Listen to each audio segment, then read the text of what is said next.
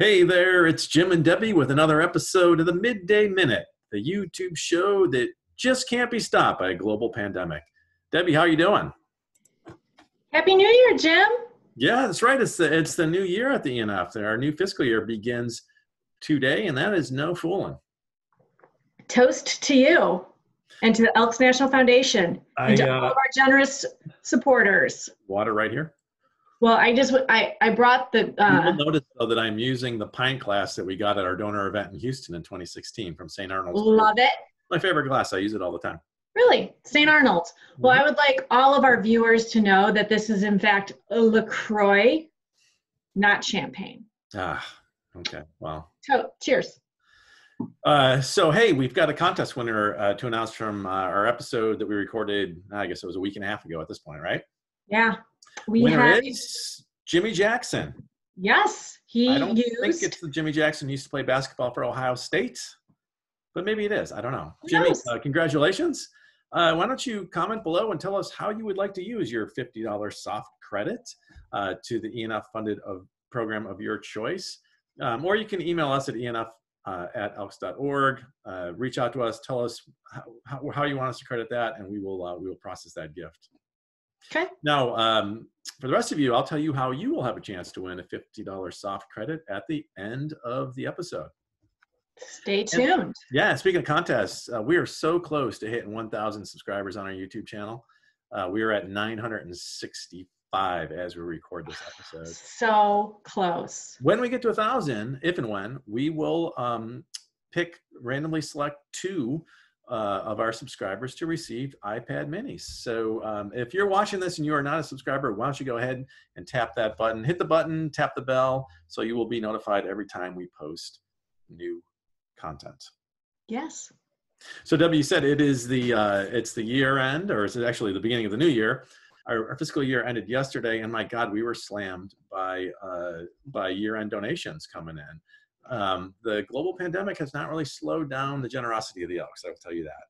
Not surprising, right? No, we are posted through March 25th, and so far we've got our fourth highest total ever in donations received, with with a week left of processing.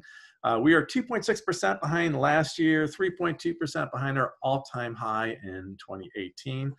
We are certain that we will finish this year with our third highest total ever at least, but there's a chance that we might match or surpass last year, which would be incredible. So that's incredible. Given everything that's going on, right? Absolutely. Absolutely incredible. So way to go, Elks. Exactly. We appreciate your generosity and your support, even in this trying time. Mm-hmm. But a big thing happened today in your neck of the woods in the programs department. What's going on there?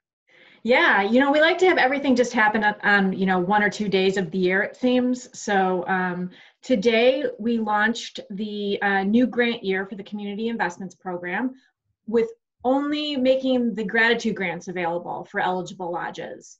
Obviously you've mentioned the crisis that we all are experiencing, the global pandemic.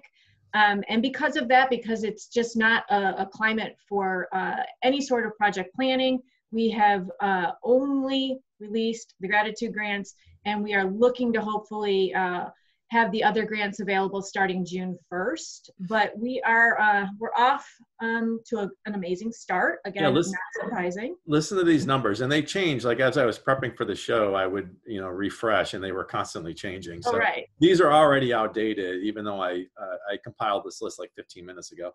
Right. The gratitude grant application opened at midnight. So far, we have already received 100 applications. Now, currently 1,541 lodges are eligible for gratitude grants. So like 6.5% have already submitted applications. That's day one, which is outstanding. 54 more have been started but not submitted. We've already approved 43 applications. 23 need some work. Now, what are we seeing in those applications that we've approved, Debbie? First, let's give a shout out to Winston-Salem, North Carolina Lodge for being the first of the 2021 grant year to have their application submitted basically at midnight. So it became available at midnight, and they were right there along with quite a few others. As I mentioned to you, I don't know if you can see my screen behind me, but there's a real time. It's like I can tell that it's a screen, but I can't see what's on it. Okay, yeah. Well, those are the numbers. But we are so excited that, of course, lodges are rising to the occasion, and they have applied to use their gratitude grants, and we've approved for them to go toward food banks and homeless shelters and school supplies for kids who are actually, now working from home, being homeschooled, Right. as you can attest to, right? Oh, yeah. Working a Shout out full-time to our job teachers and out there who don't strangle their kids. right, right. We've got a donation going to a free medical clinic, and Tri-County, Kentucky Lodge number 2826 is doing something cool where obviously all the restaurants are closed down in the town, and so they are partnering with those restaurants to provide up to 9 meals to about 25 homeless people throughout the next month. So that was also, I thought, a really great way of getting that gratitude grant put into use right away. So. Well, it's, as this situation really ramped up in the past, say, 3 weeks or so, the Elks largely have been on the sidelines, and that's not where Elks like to be. So now I feel like we're ready to enter the fray. We're putting up about $3.7 million in gratitude grants that we expect to be available right. when we're done closing the year. It's great to see that lodges are jumping at the opportunity to use some of that funds in their communities to help people in need. Jumping at the opportunity, and everyone that we have heard from has been so understanding about why we've had to push off, the other grants to, hopefully June 1st, how they are able to use the gratitude grant right now. And for all of our viewers, many will know that we actually always respond when in the past, when a lodge has asked to use their grant as a donation, we respond and say, are you sure you can't use that for a more active sort of project? Because that's what we want, our Elks to be doing in communities. So this is kind of, this is quite a pivot to please use it for a donation. So as you said, we've got the numbers there, and they're already strong. So yeah, it's amazing. Like I'm sure when we get done with this, we'll check those numbers, and it's going to be even more approved, even more submitted, right. even more Right. started.